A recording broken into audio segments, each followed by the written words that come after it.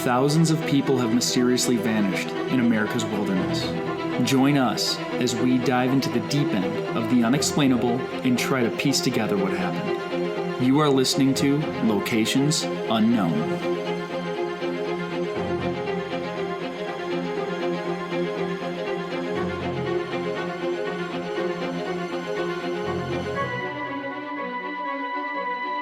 What's up, everybody, and welcome back to another episode of Locations Unknown. I'm your co-host, Joe Irado, and with me, as always, is Mike Van de Bogart. Hey, Joe, how's it going? I'm doing good, Mike. Well, once again, welcome to Locations Unknown. Just a quick update, we do have more hats and bumper stickers in stock, so head over to our Facebook store and buy as many hats and stickers as you can afford. It helps. helps us keep the lights on here at Locations Unknown. So this week we're doing something a little different. Normally we will spend a whole episode on one missing persons case. This week we decided to do something a little fun, and we're actually going to be talking about the Alaska Triangle. Yeah, it's going to be a good one. Yeah, so we'll go into what that is in a little bit more detail, but first, Joe has some information on this week's sponsor. Yes, this week's sponsor, again, is Verger CBD products. We've talked about them a little bit in the past episodes. They've come out with some new products that we wanted to get in front of you guys. So they have some new honey sticks. So in the last episode we talked about, they had these new revisions called the Relax and Revive. So basically you could take the relax stuff at night, go to bed very easily, and in the morning you can take the Revive. Well, they started coming out with these honey sticks now, so you can kind of get one dose via a honey stick. They're flying off the shelves. I use them daily. They work great. So head on over to vergermed.com to check out their store. They have lots of other things like chocolates, tinctures, all the things you come to expect from a CBD supplier. That is vergeremed.com. That's vergermed.com. Okay, everybody, let's gear up and get out to explore Locations Unknown.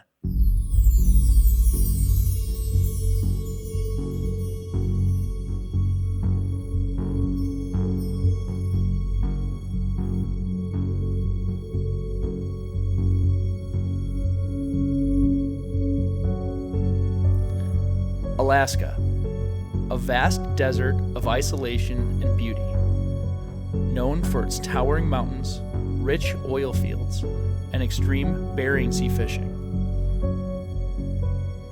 Alaska has been the focal point of many television series, movies, and documentaries that recount the lives of the individuals that live, work, and survive there.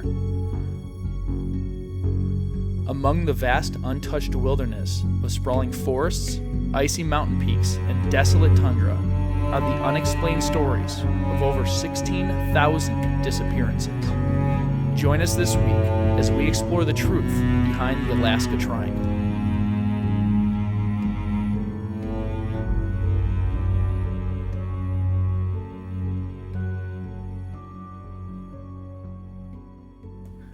All right, so we're going to open up this week's episode with just some fun facts about Alaska. This is when we'd normally kind of do a location profile, but what I wanted to do, since we're having a little bit more fun, is come up with some of the fun facts, some interesting things that you might want to recite to other people at parties so they think you're really, really smart. And then Mike will actually go in to explain what the Alaska Triangle is. So Mike, are you ready for some amazing facts? I am. Let's hear them. Did you know in any given year, 500 to 2,000 people go missing in Alaska, never to be seen again?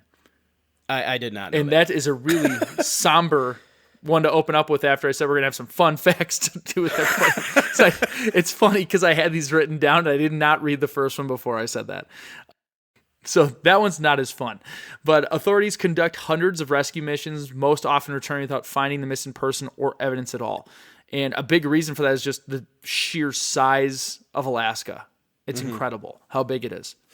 All right, Mike, did you also know, while it is legal to shoot bears in Alaska, so you can shoot bears in Alaska, waking a sleeping bear for the purpose of taking a photograph is prohibited? I, again, did not know that. I would love to hear the origin story of that law. That's like Bob's Law. Like a guy named Bob did something in some remote town, and they're like, you know what, we're just going to outlaw that because Bob keeps screwing with all the bears in hibernation. All right. Here's another good one. Alaska is the only state name that you can type on one row of a keyboard. And now you're looking at your keyboard right now, aren't you? I had my fingers out and I was fake typing it. Yeah. There are more than 3,000 rivers and 3 million lakes in Alaska. So Minnesota really isn't the land of lakes. Oh, no, not even close. 3 million lakes. That isn't insane. That's crazy. There's no way to keep track of all that. Like, I feel like there's probably more and they just gave up. Like it's somewhere around 3 million. This one I actually did know, but it's still kind of a cool thing. Alaska alone has more coastline than the rest of the United States combined.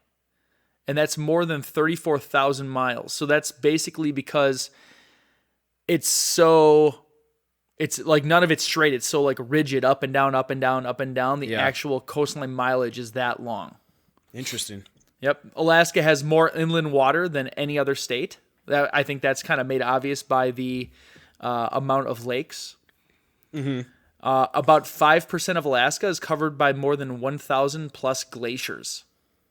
Every time I read through these, like the sheer size of it just keeps gripping me. It's just, it's huge. I think I've seen those maps before where they take Alaska and they place it down on the lower 48 and it takes up like half the country. Yeah, it's like huge. Yeah, it's more than half the states. It's ridiculous how big it is.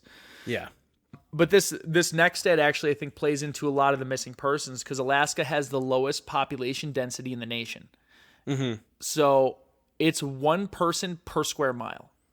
Wow. So when you divide all the people up, each person can have their own square mile of There's Alaska. probably more bears per square mile. Probably. Yeah, the bear and moose population are insane. So moose. Did I say moose? Yeah. Moose. Oh, man, it's one of those okay. days. We're doing a different episode. Everything's backwards.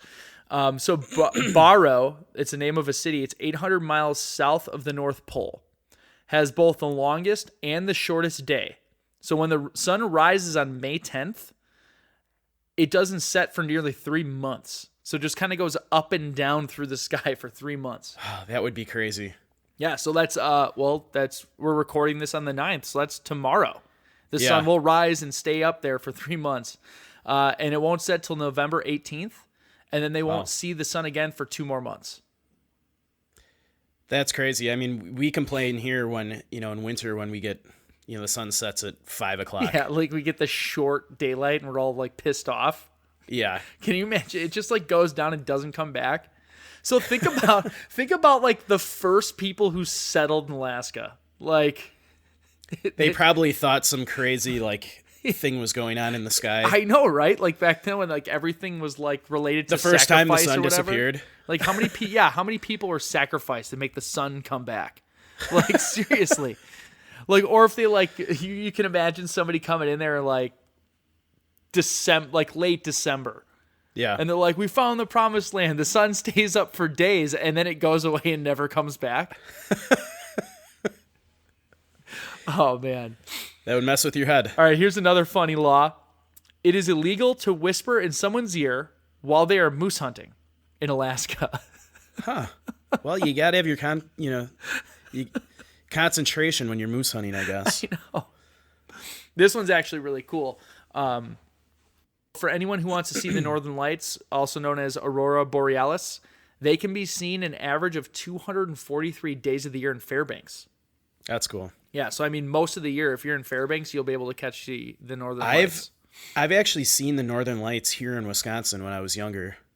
Yeah, it's happened a couple times. Like when It's really rare, but it does happen. Yeah, so you can imagine what it would look like if you're way up north, if you're already seeing all the way down in Wisconsin through like the light pollution we have to deal with too. Yeah. So on the last one, and we'll end on this because otherwise we'll get all tired of facts. So accidental injuries are the 3rd highest cause of death in Alaska, twice the national incident rate. And so this is from the Alaskan Division of Public Health. In addition to car accidents, this category of fatalities can also include people falling down mountains or slipping into spaces between glaciers called crevasses. So those are the ones where a lot of times they never find the people. And there's like the stories of people that are mountain climbing and they're not, belaying properly or tethered to each other, and they'll fall down a crevasse. Yeah. And there's so many cracks and crevices and things you can get stuck in that you could like hear the person and never find them. It ends up being like a needle in a haystack because they could fall down like 100 feet and be stuck and alive, and you'd just never be able to get them out. Yeah. So that'd be insane. So outside of that, of those accidental deaths, drowning is the third highest cause. Many times the cold temperatures cause the body to sink to the bottom of the water rather than to float on top, adding to another challenge of finding the missing people. So you can imagine with 3 million lakes that there's probably a lot of people falling in those lakes and they never get found because it's just, how would you search that? Jeez. I don't even want to think about that. Like you're swimming in a lake. It's like, how many bodies are here that, and they don't float up because of the temperature. So they're just down there decomposing. Yeah. Gross. All right. So we're done with facts.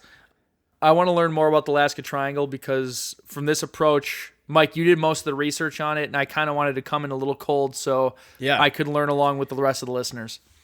So some people listening may be familiar with what the Alaska Triangle is. It's been the subject of many TV shows on channels like Discovery and the History Channel. It's been popularized in an episode of the X-Files.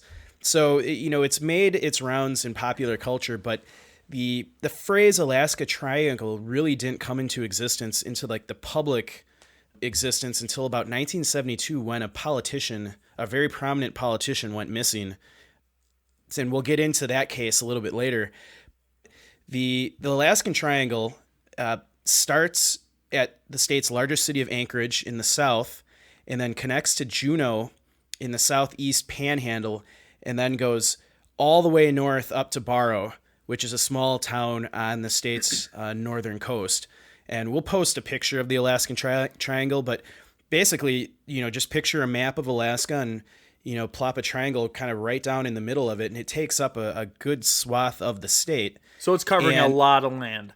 It's covering a lot of land, and the really kind of scary part about the Alaska Triangle is that roughly 1 in every 250 people that enter into the triangle at some point disappear. So that's not very good odds. Yeah, that's not very good odds.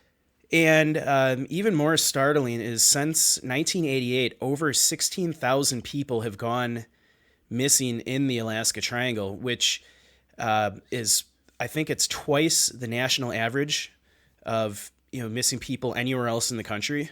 That's crazy too, because it is a big chunk, but that's a lot of people for just that area. So that's like excluding people who went outside of that triangle and went missing. So that's 16,000 people in that triangle since 88. Yeah. That's crazy. And there's some statistics out there. In 2007, for example, there were 2,833 people that were reported missing. And when you compare just in 2007? Just in 2007, this was just in the triangle. When you compare that to the state's overall population of 670,000 people, it equates to about 4 in every 1,000 people go missing. So jeez. It's a really big problem and an issue. And, I'm sure people that live in Alaska are well aware of, the disappearances. And obviously a lot of these people that are going missing are probably tourists and people not from Alaska.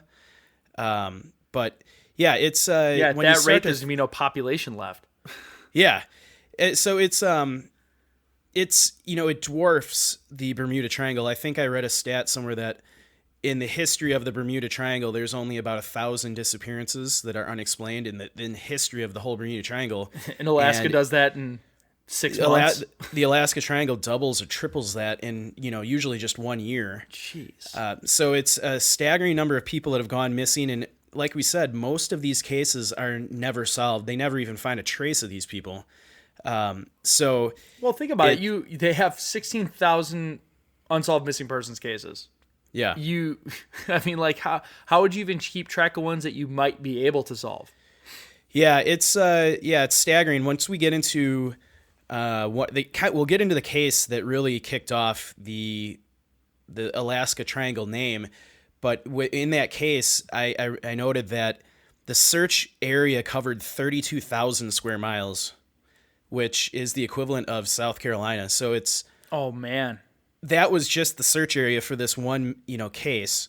So you can imagine that, probably a lot of these missing persons cases don't get solved because it's just so remote and it's such a vast landscape that, can you imagine your, planes are only going to have a distance. There's nowhere for them to land in the kind of interior of Alaska too. So they can only go so far. Yeah. So, I'm sure a lot of it's completely untouched, unexplored still. Yeah. Because there's no reason to go out there. And the Alaska Triangle obviously covers all kinds of terrain. You've got, mountains and valleys and lots of lakes and rivers. It's not just flat, snowy, desolate desert. Exactly. And you've got glaciers. And we're going to get into a little bit later some of the interesting theories surrounding the Alaska Triangle, from kind of the more common plausible to, I don't know, some pretty far out to the paranormal. So I'm excited. Yeah. It's gonna be a good we're one. going to have, we've highlighted a couple cases. We're not going to go into them in too much detail, but Joe is going to start. Wait, us we're not off going with to do all 16,000. No, yeah. Unfortunately, we don't have the This time is to do that. part one of 12,000 episodes of the Alaskan Triangle. So, Joe, why don't you tell us about the first two cases, and then I'll briefly mention the third one that I found. Yeah, these are some of the more high-profile ones that, if you have heard of the Alaska Triangle, you've definitely come across these stories. So the first one we'll start with was the disappearance of the House Majority Leader, Hale Boggs, and Representative Nick Bijik. And in 1972, they were in an airplane carrying these two prominent politicians. And alongside them was Russell Brown and a Bush pilot, Don Johns. They just mysteriously vanished in the region while on their way back from Anchorage to Juneau. So they were flying in a Cessna 310 aircraft, and they just disappeared, completely gone.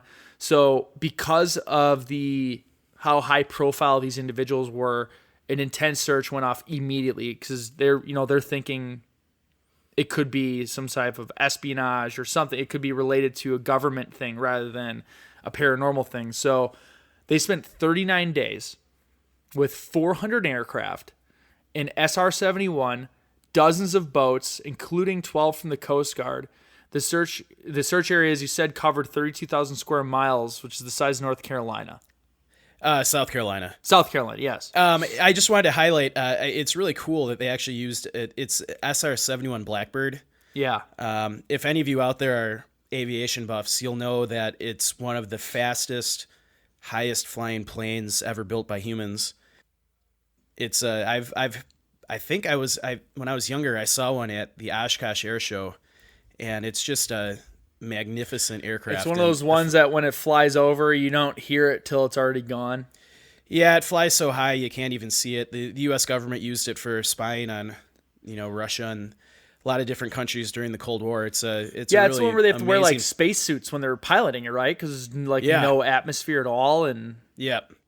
So it's really cool. That just shows you the how high profile this case was. I mean, a House Majority Leader. If I've got my succession plan right in my head, I think they're third in line.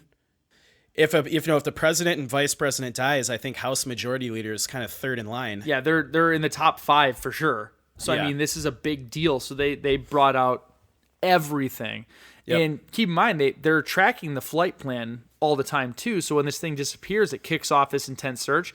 Yeah. No evidence of a plane was ever found. So Yeah. they declared the men dead.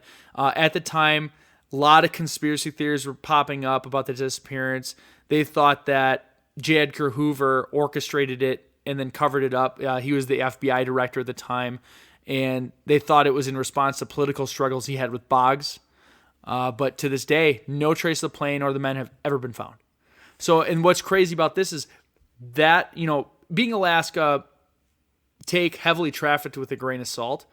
Yeah. But the two cities they were flying between were the two biggest cities in Alaska. Going Yeah. from Anchorage to Juneau is a very heavily trafficked flight path. Mm-hmm. So it's not like they were going in a puddle jumper to one of the 3 million lakes in the middle of nowhere. No. They were going from a major city to a major city in Alaska, and along the way just vanished. So that was a pretty big one. And again, if people aren't familiar with aircraft, a Cessna 310 is not, it's not a passenger jet. It's not like a Learjet or It's a pretty slow moving fixed wing.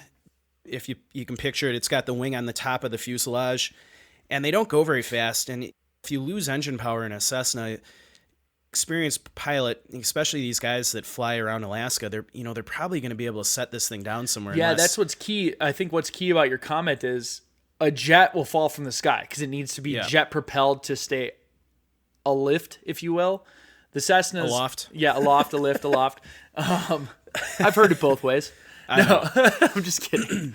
But yeah, with these you can kind of glide. So there's a bigger room for error. Whereas I know a lot of people are more terrified of them because they're so tiny. If you've ever seen a show where they're dropping drugs or drug running, this is like the plane of choice because it's easy to fly. Yep.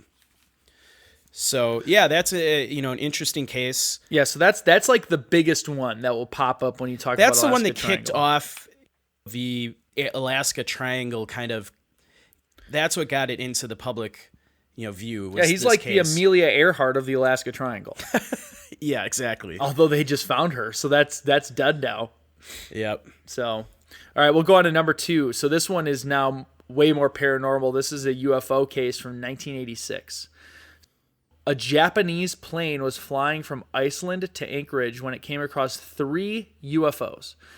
They had 3 unidentified flying objects, which followed the airliner for approximately 400 miles through the triangle. So one of the objects was reported to be twice the size of the aircraft. No, twice the size of an aircraft carrier. Twice the size of an aircraft carrier. Yeah. The other 2 were smaller in size. So the crew reported seeing flashing lights following their plane, and air traffic controllers also witnessed something unidentifiable on the radar that was reportedly as close to 5 miles from the plane. The pilot claimed that at point the 2 smaller ships appeared directly in front of the plane and at pretty close range. He described the 2 small ships and the mothership disappearing and reappearing quickly, moving fast and stopping suddenly, which is impossible for an airplane to do because you need to be moving to have lift. Yep. In order to escape the UFOs, the pilot received permission from ground crew to fly to lower altitude while making several turns to elude the objects. Basically, they just kept sticking with the plane. Now, they couldn't do anything to evade them. Mm-hmm. And then after about 32 minutes, the UFOs just disappeared. Although the pilots claimed that he thought the entire encounter lasted much longer than that. This is one of those very typical eyewitness accounts of objects moving erratically in the atmosphere, which is just something that I always say, like, I can believe people see stuff like that because it's so out of place. And I think when you have pilots, either military pilots or, airline pilots or even, amateur pilots, I think you have to take, when they report seeing a UFO or some type of object in the sky, I think you have to take their encounter a little more serious than maybe someone on the ground, because pilots are trained to constantly scan the horizon. They're looking for other aircraft because obviously you've got radar to help see where planes are, but they still are looking throughout the sky to make sure they're not going to fly into something. So pilots become very adept at spotting other planes in front of them, and so that they're very aware of their surroundings. They're not distracted. Like if you're just driving your car and you see something, there's music, you might have been having a couple drinks, you might be on a date. There's a lot of distractions where if you're piloting an airplane, like that's your focus. Yeah, so I think anytime you hear of a pilot reporting UFO, I think you got to take that's a little more credible in my mind. I would agree with you. Credibility goes way up, especially when you're getting into military level type stuff. Yeah. So yeah, another really interesting case. This one I know made the news back in the day, and obviously right in the heart of the Alaskan Triangle. So an interesting case. So I'll wrap up the third case I found, and obviously you can go out on Google and find there's cases of all kinds of weird stuff going on. We just pulled these because we found them interesting. Now this case actually goes back well before the Alaska Triangle was really coined. It actually goes back to the 50s. So a Douglas C-4 Skymaster was flying through the Alaskan Triangle with 8 military personnel and 36 civilians.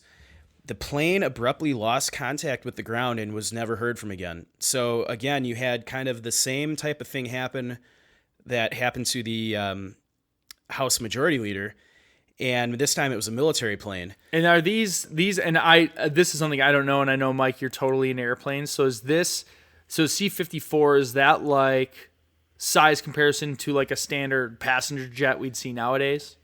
Bigger, smaller? You know, give me 1 second here. I feel like if there's at least 36 passengers and 8 crew. So I mean, we're not talking Cessna for sure.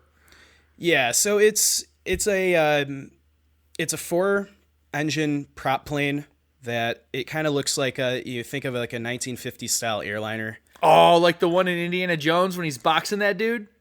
Yeah, they said the C-54. That's immediately what I thought of. Yeah, the Skymaster was derived from a civilian airliner, the Douglas DC-4.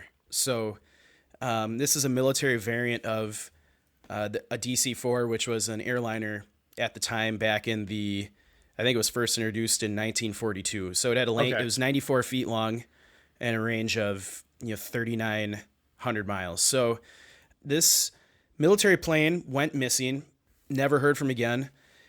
And the Army ended up at the time conducting the largest military search and rescue mission ever. And granted, this was in the 1950s. So, yeah, it was before the House Majority Leader went missing. Yeah, so there's not a lot of details on this, but the military conducted this massive search and rescue, found nothing. To this day, it's known as one of the largest groups of military personnel to go missing. And an interesting tidbit, during the time of this disappearance, there were 2 separate reports of UFO activity in the area. Like independent of the plane missing? Yes. So there was one report of UFO activity about a week before the plane went missing, and another one 2 days after it was already missing. What does that mean to this missing plane? Who knows? But it's just interesting that people were, separate reports of UFO activity in that area was happening, and this plane goes missing. So they got beamed up. Yeah, they got beamed up. So yeah, those are a couple of cases we wanted to highlight from the Alaska Triangle because there's so many cases out there we could have went with, but let's break it down now into, there's going to be some more stories, but also talking about, I would call them different categories, and then starting with plausible going through paranormal. And when I say that, I'd say more of fact, things we can touch, see, smell versus stories, eyewitness accounts with no tangible evidence outside of just basic eyewitness. Yeah, so obviously the most plausible theories on what's happening to these people are severe weather and terrain and landscape, basically. I've never been to Alaska. I'm actually going there later this year, but Alaska has wild swings in weather. In the summer, it can get really warm. In the winter, it can get as cold as minus 30, 40 degrees below zero with incredibly cold wind chills. Lots of, snowfall. Well, we've seen, if anyone's watched the Bering Sea show and like the fishing shows, how quickly super violent storms can just plow through and freeze the harbor up or completely. Yep. So like, it's like that also hits land. Yeah. So like, it's not just that crazy on the sea. So you've got the element of weather, and then you have the element of land, landscape and terrain. So Alaska has, one thing I didn't know is Alaska has 100 active volcanoes, which is crazy. There's lots of glaciers that Joe mentioned earlier. When you're hiking around glaciers, you can fall into these crevasses that are, so deep they're not going to find you if you fall into it. Yeah. There's lots of hazards from alpine environments, mountains. You've got lots of rivers and lakes that you can fall into. And then, like I said, the weather, there's a very high risk of exposure in the winter. If you get caught out in minus 50 or 60 degree wind chills, you're going to have frostbite and hypothermia within minutes. Unless you've sheltered, you're done for in that type of situation. Interesting thing is they actually get severe weather in the summertime. So they don't necessarily, I don't think there's a reported tornado in Alaska, but they it's do probably get too mountainous for a tornado. Yeah, they do get severe storms. There was a news report out of I don't know what city it was out of, might have been just out of Anchorage, but they had a thunderstorm where they had lightning monitors detecting tens of thousands of lightning strikes across the state during a 2-week period from June 29th to July 3rd. So even in the summer, if you're hiking up on a mountain, you could have a high risk of, lightning strikes. So it's a very active climate, and there's a lot of ways it can get you. The terrain is very rugged, and there's vast swaths of Alaska that are, more or less unexplored. There may be people living out in the wilderness. I know there's like mountain men and different shows that follow those people. The people who I'm sure they do it just for TV, but it just seems like every season their one goal is to get wood and food for winter, and they just put it off, and then all of a sudden it's like a week before winter and they haven't done it yet. And right. Yeah. I'm sure some people actually do it on accident, and then that could mean your life. Yeah. So, I mean, a plausible reason for why a lot of these people are going missing could be the weather and the terrain, and a combination with how vast Alaska is, that it makes it really hard for people to find you when you go missing, or if your plane goes down, it might be impossible to find the wreckage. Severe weather and terrain, I think, are up there in some of the most plausible reasons.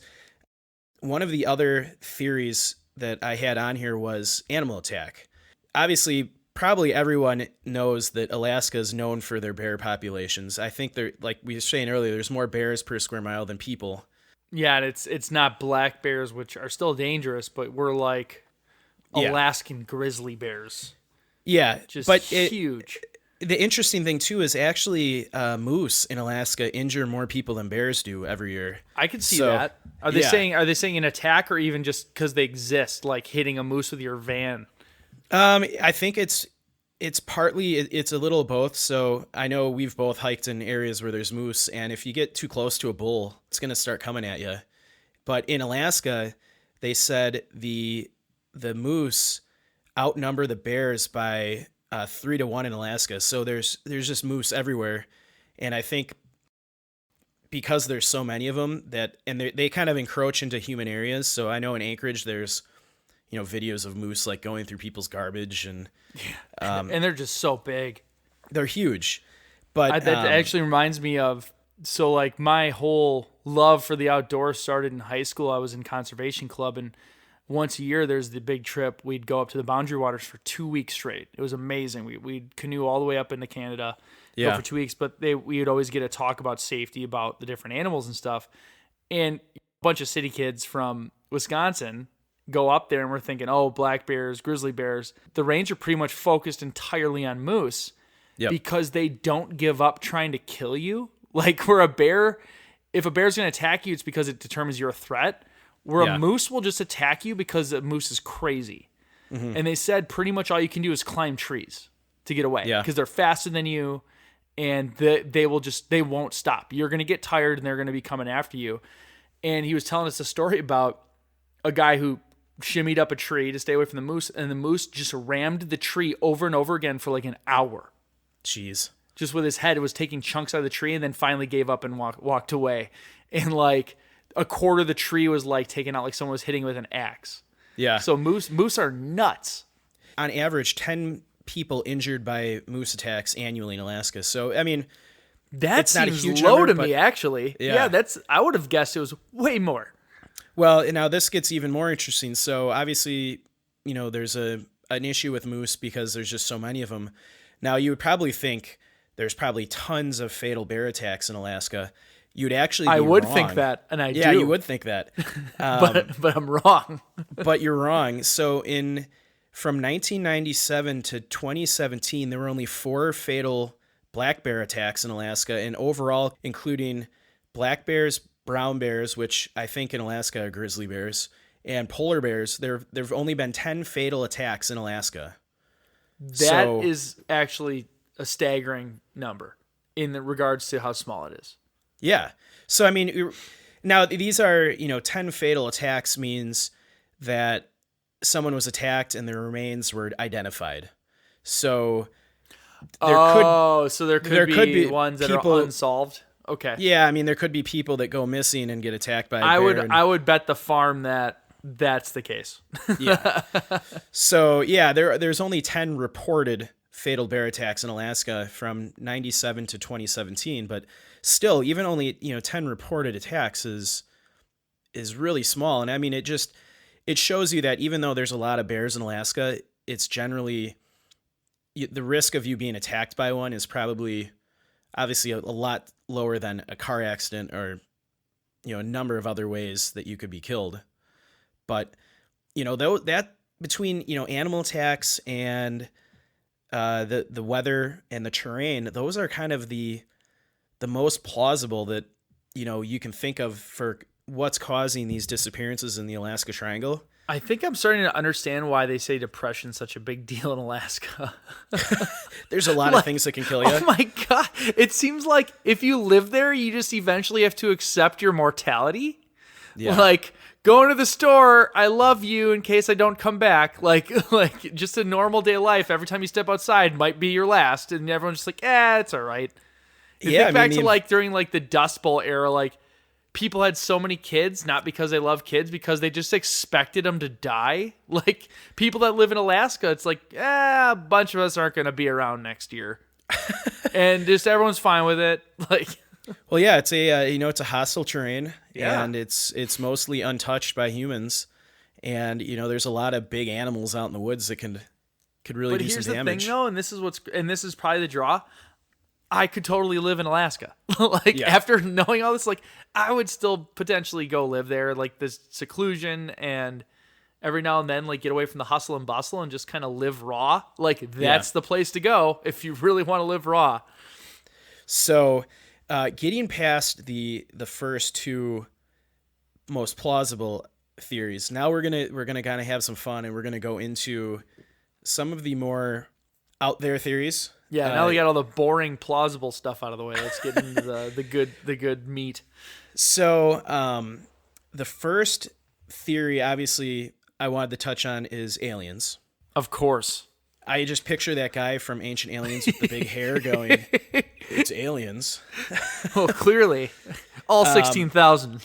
Yeah, so interesting stat is, I got this from the National UFO Reporting Center, is that since 1998, there's been over 560 reported UFOs in Alaska, with the majority of the sightings in the Alaska Triangle. So people are, and 560 doesn't sound like a huge number, but when you compare that to how desolate Alaska is, there's not that many people living there. It's a pretty large number. Yeah, and that's only in 11 years. So it's not since 88, it's from 98. So all right, 20, yeah, 20. Yeah, so that's what I meant. So when I was researching on the alien theory, I came across a book written in 1997 called Remote Viewers by a guy named Jim Schnabel. Now this is a really interesting theory on what's going on in the Alaskan Triangle. Do you want to hear it, Joe? Yes, I do. Okay. Badly. I'm on the edge of my seat. Obviously, a lot of people have reported UFOs in Alaska, with the majority of them happening in the Alaska Triangle. Now, this is a very interesting theory on a large alien base in the Alaskan Triangle. So a book came out in 1997 called Remote Viewers by the author Jim Schnabel. He tells the story of the U.S. intelligence community's involvement in the controversial issue of psychic spying that largely began in the early to mid 1970s. So, this is like what they're doing with 11 in Stranger Things. The whole method of they're in the basement somewhere trying to spy on the Russians via psychic telepathy. So, and there's kind of a coincidence that this U.S. intelligence project started happening in the 70s, and that politician went missing. But a man by the name of Pat Price, so this is in the book, he was talented in remote viewing matters related to UFOs, and he noted that he was the opinion that Alaska's Mount Hayes, the jewel of the glacier range in northeast of Anchorage, housed one of the aliens' largest bases. So we had like a physical alien base in Mount Hayes. somewhere in Mount Hayes, according to this remote viewer, Pat Price, who Schnabel writes about in his book. So we're talking. So this Pat Price. Yeah. Just to bring everything to pop culture for reference. So they're doing the Stranger Things stuff. Pat Price is 11, and he saw this alien base in Mount Hayes via telepathy. Wait, is that really in Stranger Things? Yeah, you remember how they open up the whole show where they got that girl and they'll put her in the tank, and then they show her the picture of like a politician in Russia. Yeah, and then they can hear him speaking over the loudspeaker. Wow. She's using her power to like listen in. You've watched that show, right? I have not. What? I'm going to have to now. It's a fantastic... Dude, I love Stranger Things. They're on 2 seasons. The third one's coming out in July. It's so good. I'll have to... So obviously it must be based on this actual guy named Pat Price. I don't know about that because this is the first time I'm hearing about this, but I'm just trying to... For listeners that like get out and do things... Although I can't hold on. I have to take that back because you have to stay in to watch it. So you're probably out doing things, and I'm at home sitting on my ass watching Netflix. But yeah, that's basically what it's like an underground installation where they are using enhanced human beings to try and spy on the Russians. Yeah. And this is like, it seems exactly like what they're trying to do. And that's all I'm picturing now. So obviously the accusation, alleging that there's an alien base in this mountain is, pretty far out there. But we do know for a fact that the U.S. government was at one point experimenting in this type of spying. Obviously, who knows how successful they were, if they were at all successful. But it's interesting to note the government was actually working on projects like this. Yeah, because they've declassified documents, like official documents that budget for it. And they name people who are in the project that have died so they can uncover the name. Like, they put money and resources into these things. Yeah. So, continuing through this book, Schnabel writes, according to Price, the aliens that lived deep inside Mount Hayes were very human-looking, differing only in their heart, lungs, blood, and eyes. Ominously, he added that the aliens use thought transfer for more motor control of people. Price added, the site has also been responsible for strange activity and malfunction of U.S. and Soviet space objects. So, wow. This kind of, if you're connecting the dots here, so you've got these weird programs starting up in the 70s.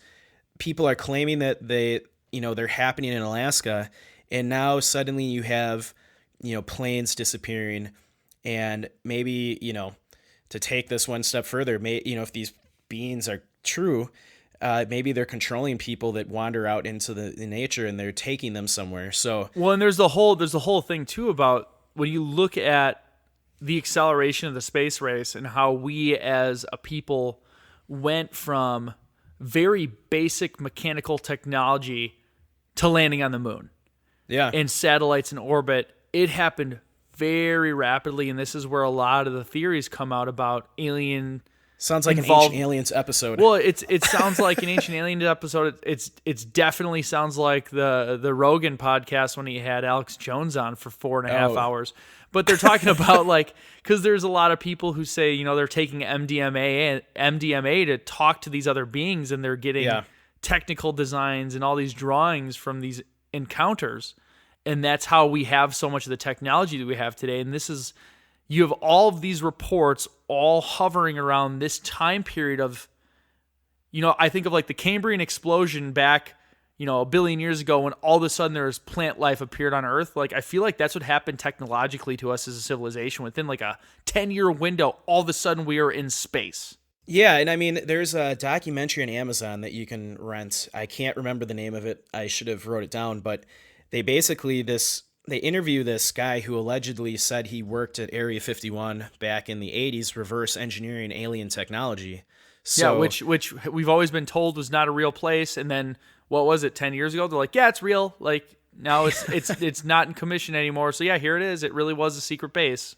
Yeah, so I mean, this is a common theme throughout the last couple decades. You've got quite a few different military people that are retired now that have claimed one way or the other that they've worked on, reverse engineering of alien technology. And this book does note too that despite the controversial nature of this story, we find that the U.S. military took a great deal of interest in tales of UFO activity in Alaska in the formative years of these projects. For example, formally classified FBI files tell of startling UFO encounters in Alaska in the period of 1947 through 1950. So, this goes along the lines of other declassified documents that show the U.S. government was documenting these different occurrences. Well, it's not even just witnessing, it's interacting with. Yeah. So you have stories of fighter pilots interacting with UFOs, and, the government obviously has some interest in this because they're cataloging it. They're spending resources trying to figure out what's going on. But, so this was an interesting story about, aliens, and it tied back into the Alaska Triangle. And, I'm curious now, I wonder if that book's on Amazon. It might be an interesting read. Oh yeah, absolutely. Yeah. So that covers the alien theory. And obviously there's, like I said, there's way more, but yeah, I think that covers the breadth of it, and we can't do this forever, but no. Yeah, there's so much there, and like I always say, like the logical and reasonable side of my mind just is always fighting this, because I think I've Hollywooded alien encounter experiences too much to no, there's not this spinning saucer with all these lights like landing down, these green guys coming out and saying hi, but there are legitimately unexplained events and things that occur, and they all seem to fit together. Yeah. Within a time period, locations, and things like that are just too coincidental to be coincidences. Yeah.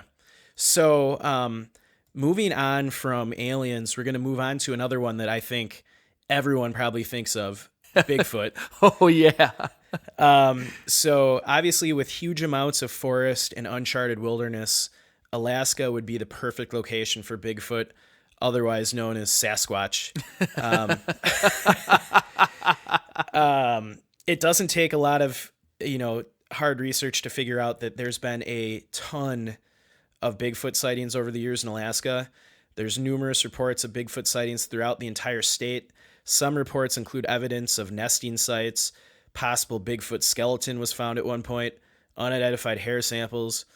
Some witnesses have even reported seeing a swimming Sasquatch during their encounters. Just doing a breaststroke, yeah, in one of the 3 million lakes. Now the next couple bits I'm well, gonna you read know here, why we can't find Sasquatch, right? I know the answer. Do you know the answer? I don't. Why is it? Because John Lithgow is just hiding him too well.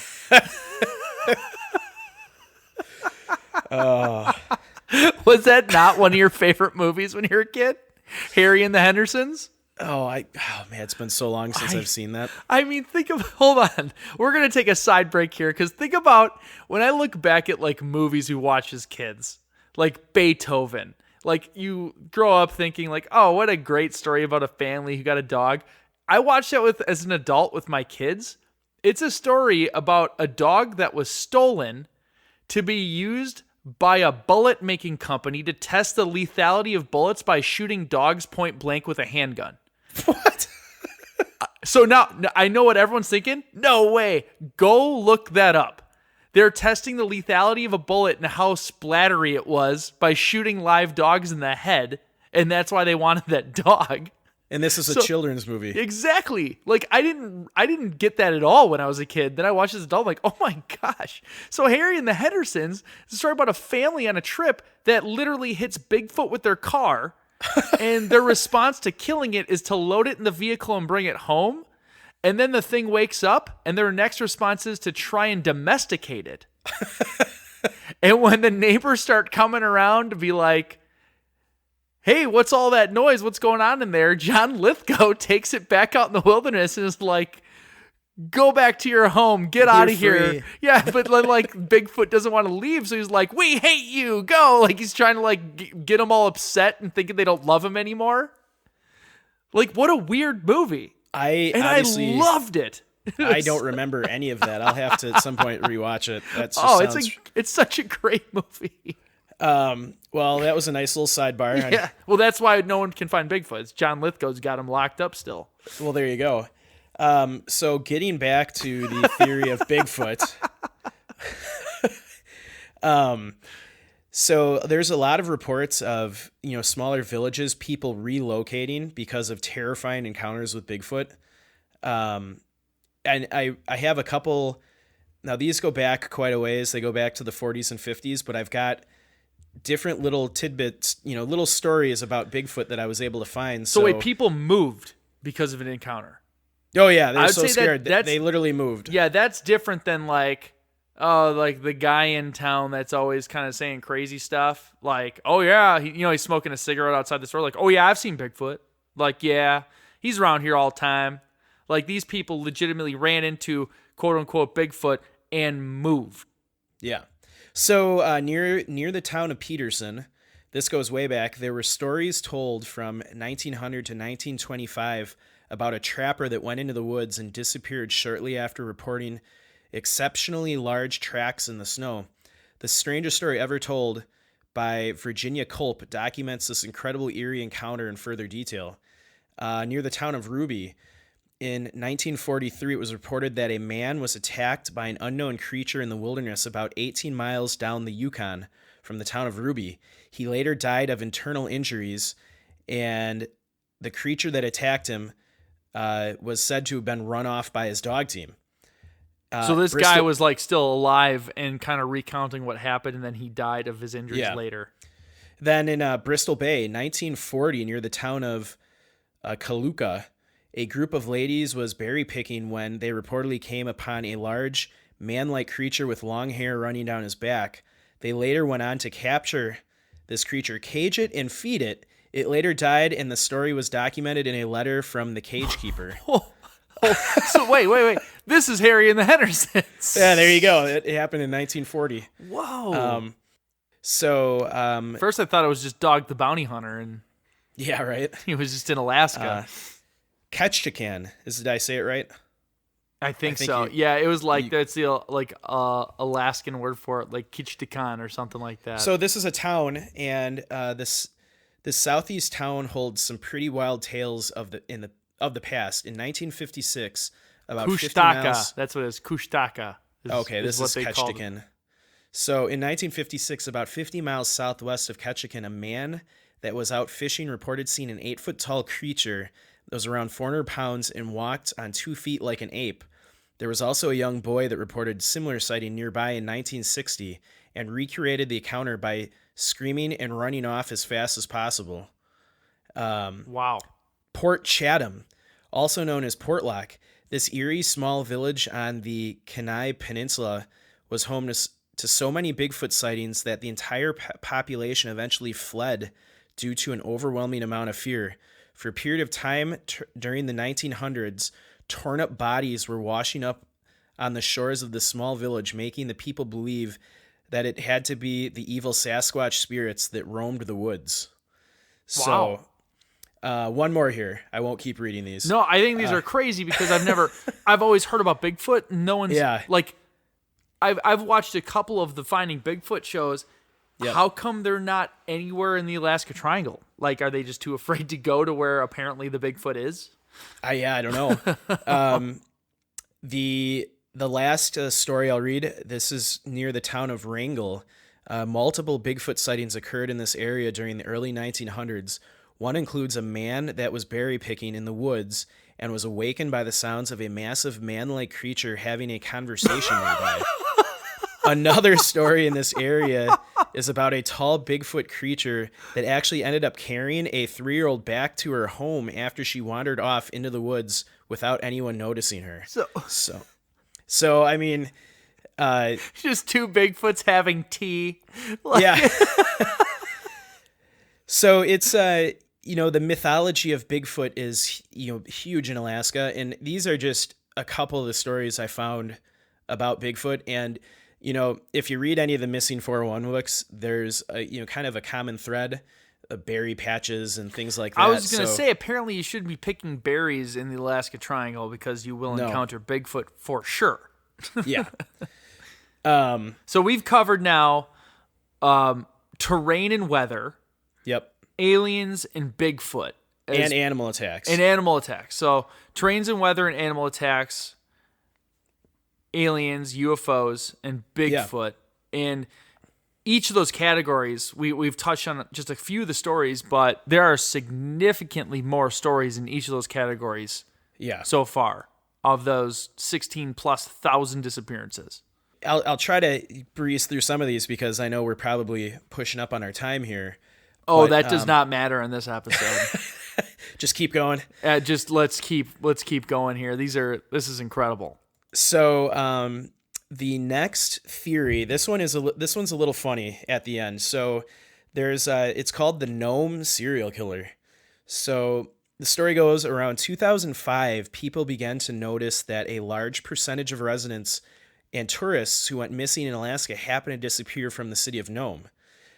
So in fact, the numbers became so worrisome that rumors of a serial killer began to run rampant throughout local topics of conversation. And in the article I read, they mentioned that it totally ruined the vibe.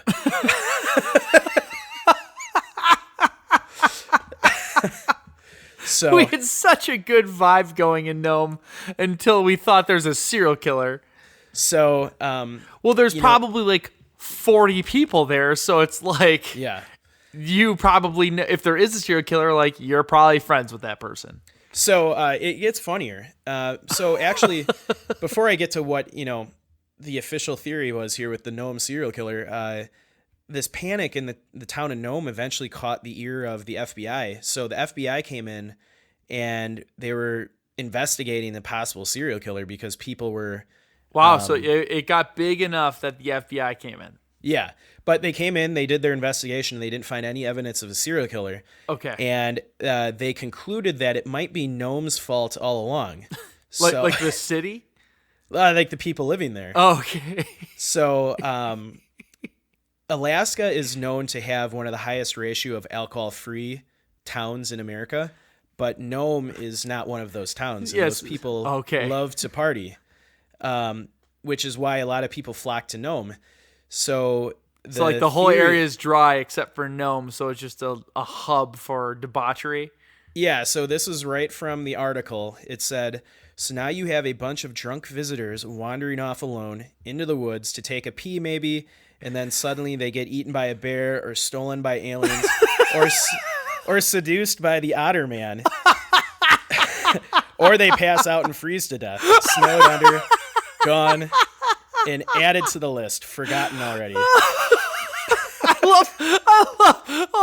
I love how they just start out with like normal, reasonable things and sandwich in there just 3 completely insane, crazy narratives followed up by something normal.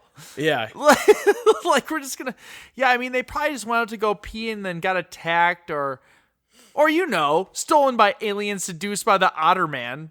Yeah. Or, if that doesn't happen, they probably just froze to death. Like, so, that's a really funny theory that, the otter man. So, yeah, why don't we just segue into the otter man? So that's the Kushtaka. That's what Alaska natives call Kushtaka. So that town just kind of sounded like it. I don't know how to say this word. It's Tlingit shape-shifting demon. So the theory goes there are many different... I don't think anyone knows how to say that word. Yeah. The theory goes there are many different theories regarding all the disappearances in the Alaska Trial. One of them includes the evil spirits associated with the native Tlingit people who live in the area. So these people are said to have origins dating back over 11,000 years. Okay, so this is like a native Alaskan tribe, is the Tlingits. Yeah, like Inuits. Okay. So the name Tlingit means people of the tides. These people believe that there is a shape-shifting demon named how'd you say it? Kushtaka, who is a cross between a man and an otter. It is said to lure people. Well, there's not a lot of people up there, so you got to start breeding. You might just start doing with otters. Oh. Had to go there. Hey, they said it was a cross between a human and an otter. There's only one way for that to happen. So, the shape-shifting demon otter is said to lure people to their impending doom by attracting lost people to the water by portraying children or women who are screaming for help. Well, that's terrifying. That is terrifying. It is also said that when the otter man captures these lost people, it then steals their souls. It is a folklore that has never been proven, but it's still a frightening thought, to say the least. So, you've got, not only do you have to look out for, Bigfoot and aliens, but you have this shape-shifting demon otter that will steal your soul. So it's the wilderness poses in Alaska. as a drowning or frightened man, like woman or child on the shore of a lake. So, Alaska's a pretty frightening place. Not somewhere you want to walk around at night. Jeez. So, moving on to more theories of the Alaska Triangle. One that is just kind of bizarre, but, this one, while kind of out there, kind of, at some point pieces of it might be proven true. So there's this theory called the Black Pyramid legend. So nobody really knows what this means or if it even exists at all, but there is an obscure legend that a black pyramid twice the size of the Great Pyramid of Giza is buried deep beneath Alaska around the Mount McKinley area. And what's more, the tale came out pretty recently, 1992. This pyramid under the ground it's not just fabricated by someone. I think it was discovered by geologists. Okay, so it wasn't just like some guy's like, well, it wasn't the ancient aliens guy like, well, there's a pyramid under the ground there somewhere. Yeah, no. So there was actually a report that ran on Anchorage's Channel 13 that was talking to 3 scientists that announced that they had accidentally discovered an unexplainable structure below the ground, which they located by using seismic recording equipment. So, and there's a guy by the name of Douglas Mutchler. It's a tough name to say. He says geologists had used the detonation to undertake a seismographic study of the Earth's crust, only to find a pyramid structure larger than Cheops underground somewhere west of Mount McKinley. Mutchler recalls that the local NBC affiliate ran a story announcing the structure's discovery about 6 months after the detonation, but when he attempted to follow up with the station to get a copy of the story, they denied that the story had ever run and asserted that they certainly didn't have copies to provide. He then called relatives to track down copies of the story that had run on other stations, but apparently no one else had run the story other than Channel 13. So do they have other people that have seen it though? Like, so it wasn't just like him saying, yeah, it ran on the local news, and then the local news is all of a sudden saying it doesn't exist? So, it wasn't clear. I assume, other people must have seen this, but it's, I guess we don't know the state of mind of this Douglas Mutchler. I mean, he could have, I guess, dreamt this up, but I think there's other people that have mentioned this Black Pyramid.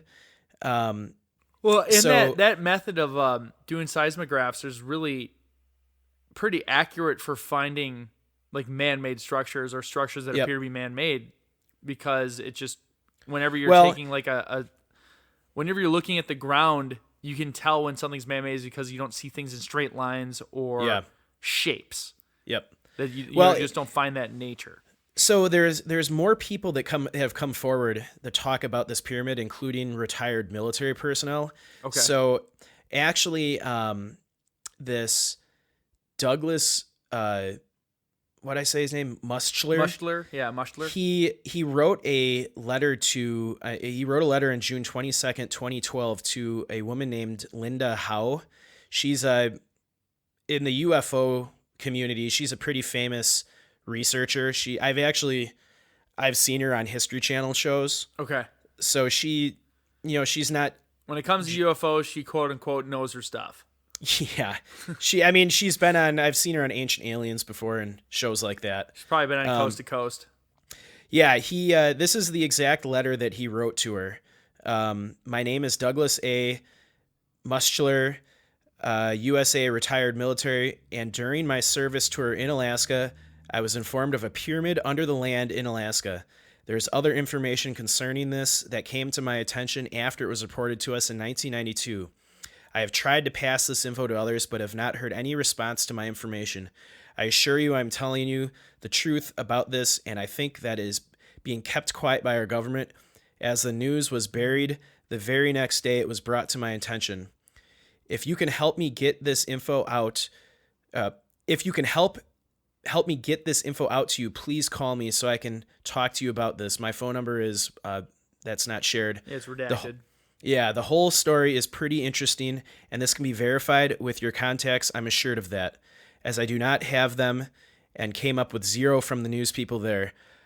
I'll tell you the whole story if you're interested. I've only contacted a couple people, but I've not heard back from any of them. I'm wondering if my emails are getting through to them, or is this an old story that has no interest to news reporters? Thank you for your time in this matter. So he writes to this woman, this UFO He's researcher. very passionate and desperate. Yeah. But like in a way of he knows something. He knows something. Apparently he's a retired US Army counterintelligence warrant officer. So later on July 26th of 2012, Linda Howe added to the mystery on the late night conspiracy radio show Coast to Coast AM. That evening, Howe broadcast a pre-recorded interview with Doug, the retired counterintelligence warrant officer, who provided many of the initial facts about the pyramid and first alleged the site's current connection with the U.S. military. So that was probably the first time it's been really broadened to a large audience then.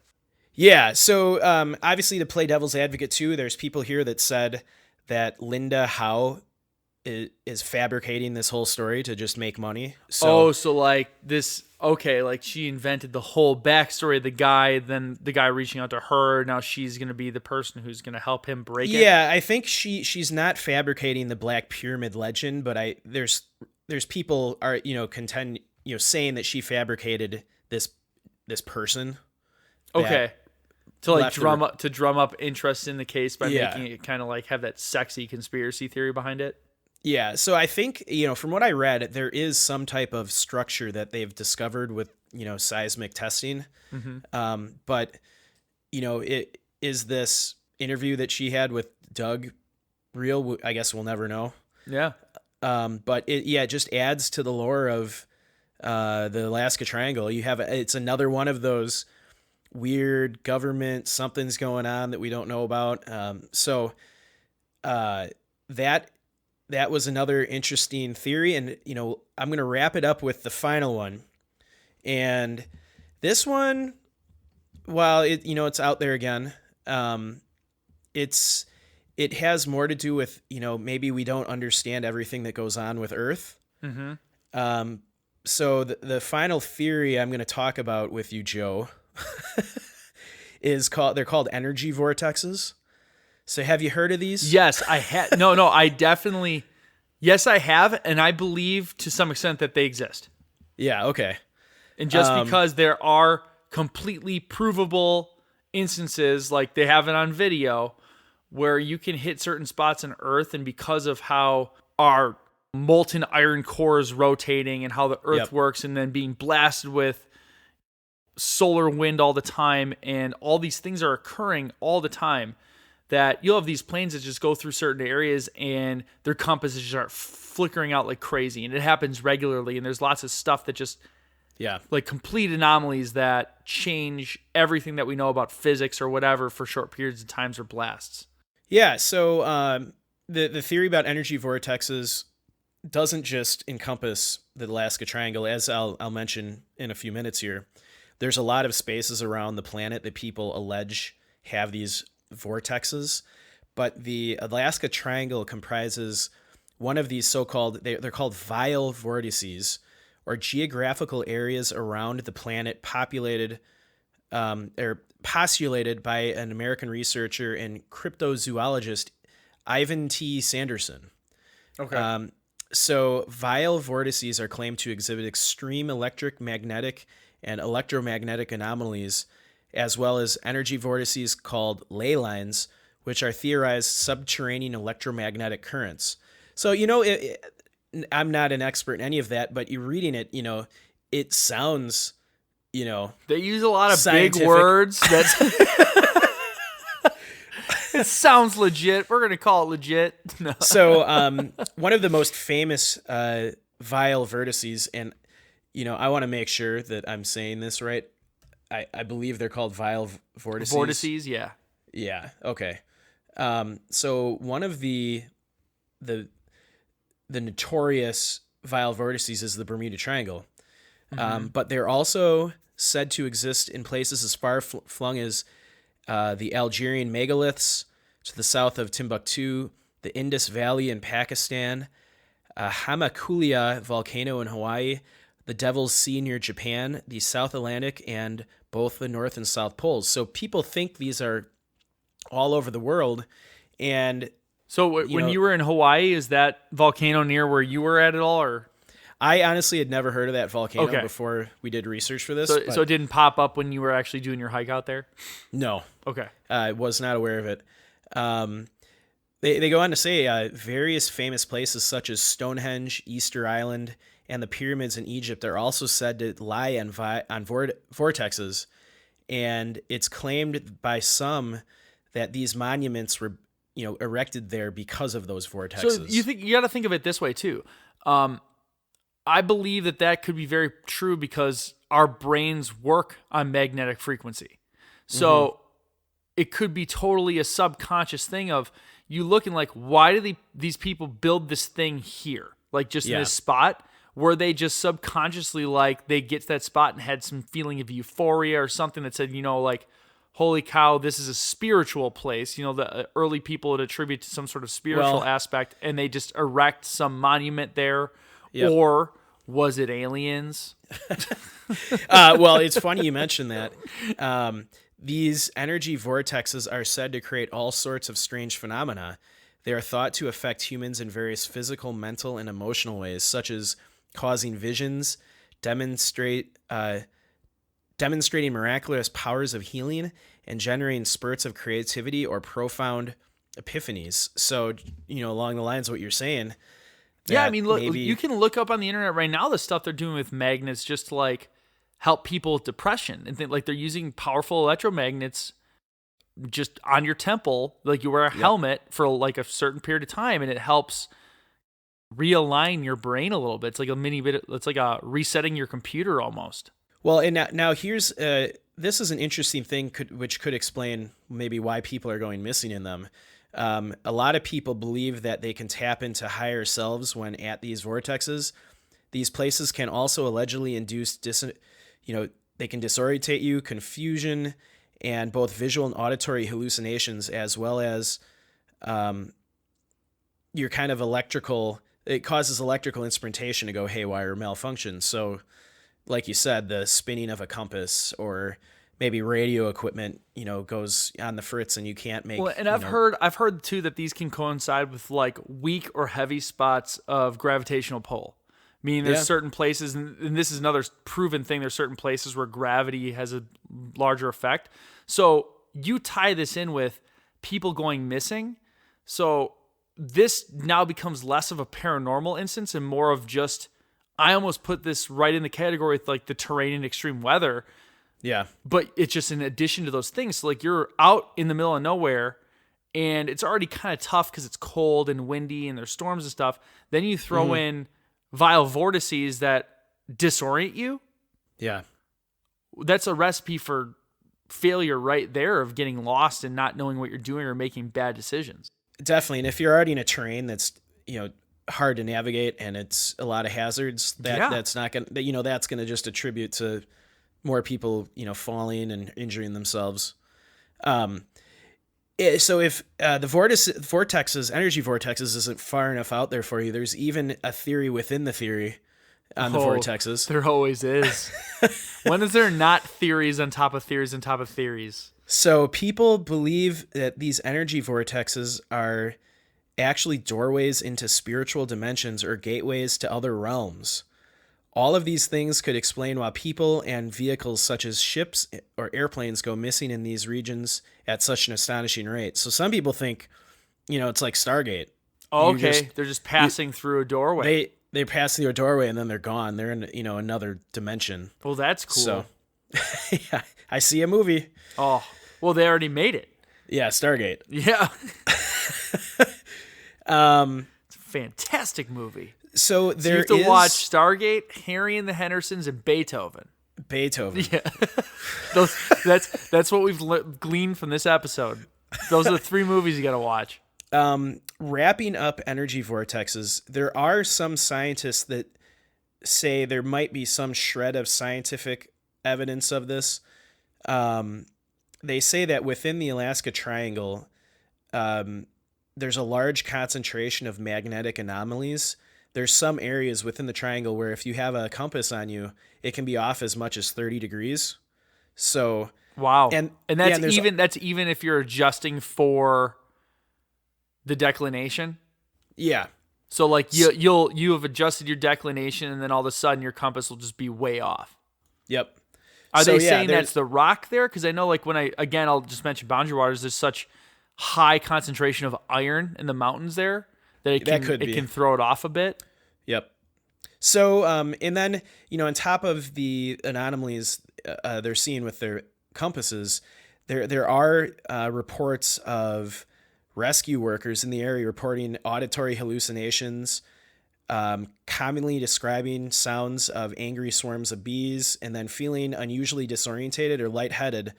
Some readings of the area in the supposed Alaska Triangle have indeed produced various unusual anomalies and spikes in electromagnetic activity. So you've got rescue workers in these areas too, also experiencing physical issues. So, there's something going on there. Yeah, and that's, again, a group of people that have experience and credibility in that area are now saying similar stories, and that's where you, again, start getting away from it's no longer coincidence because it's happening too much. Now, there's also, obviously, most scientists, and PhD types have put a lot of skepticism up about this theory. So, well, that's because they're covering it up. Yeah. So a lot of people in the mainstream, science do not believe there's energy vortices in the triangle, but there's a good chunk of people that do. And then, there's people that have actually experienced issues out in the triangle. So, so that's kind of a beginner's guide to the Alaska Triangle. There's a lot going on there. Oh man. Yeah. Yeah. We gotta like wrap it up. I mean, we'll go on forever. I think it's Otterman. It's gotta be Otterman. You think it's Otterman? It's Otterman just seducing everybody. Every one of the stories is him shape-shifting into the person reporting it. I am a big X-Files fan, so I'm going to go with alien government cover-up. Alien government. So the alien base in Mount Hayes? Yeah, I think they must be abducting people for alien tests, and they take them back to the big alien base in the mountain. Yeah, maybe like most of the triangle is just a huge base. What if the triangle is like an entire spacecraft? Like the Black Pyramid is like the bridge. Yeah. And the rest of it is just undetectable because it's so big you're just detecting the whole thing. To bring this back to, the world we live in for a second, I do find it hard to believe 16,000 people have gone missing in this area. Even when you factor in the terrain and the weather and, maybe people are inexperienced, it's what could possibly be causing that many people to go missing? It's that volume. And then in part of the research, I was looking for, okay, they went missing in the 80s. Did they find them in the 90s and go, oh, this is that person? Like, they don't seem to ever turn up. And they once in a while find remains, but it's very rare. It's very rare, and it's usually like right outside of a town.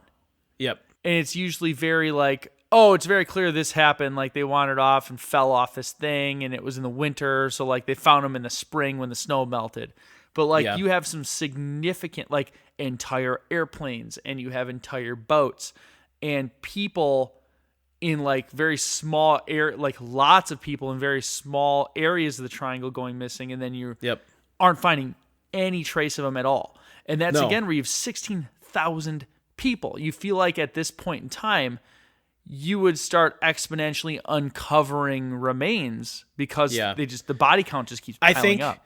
I think one thing working against you is, like we said, how vast it is. How I vast think. and with the glaciers, the volcanic activity, like, is the terrain shifting and changing so much? Like, Yeah. is it just getting buried? Who knows? I don't know. I think I could definitely sit around and talk about this for 24 Yeah, we're gonna get a hours. beer off show, and Yeah. But so yeah, I think wrapping up the episode, obviously most of our episodes are pretty down to earth and plausible. We wanted to have a little fun with this one, and there's a lot of weird theories out there. And oh, I love the weird theories. I'm right there with you at the X-Files. Like, it's fun to think about these mind expanding things that could be occurring, and then right when you start to think there's no way in hell, they'll declassify some document from like a super smart PhD. It's like, oh yeah, we did some psychological telepathy testing in this secret base in Alaska. It's like, well, holy shit! Like, isn't the movie The Men Who Stare at Goats about that? yeah, that was based on a real thing they did. Like, yeah. I mean, that was a George Clooney movie. yes, it was. So you said that like it wasn't credible until you had to mention it was like George Clooney brought credibility to the whole cause. He did. I mean, Men Who Stare at Goats is a movie I would not probably normally see, but then you with see his George amazing Clooney's in salt and pepper hair. Well, Joe, You're like, well, with that. Is there anything else you want to? No, I would just like to thank everyone for tuning in. This is definitely going to be the longest running episode that we have. So if it's totally falling along the lines of the Rogan show. I mean, it's just such a fun topic. It can just go on. But thanks for listening in, and yeah, please share with your friends and keep it going. I'd like to also thank Verger for their continued sponsorship of our show. They're helping our production quality, if you couldn't tell, over the last few episodes. So it's going really well. Yeah. And like Joe said, follow us on Facebook, Instagram. We have a YouTube channel now. Leave comments about the show. We wanted to have a lot of fun with this episode. So if you have any additional theories of the Alaska Triangle, let us hear about them. Or if you got some cool stories, I would love to do a quick added show if we have a couple people that have some neat stories or some fun things that really get us. We could just hop on and do a 20-minute on a good fan theory or something like that. So yeah, so if any of you have some actual experience in the Alaska Triangle and would be willing to do a quick call with us, we'd love to talk to you. So absolutely.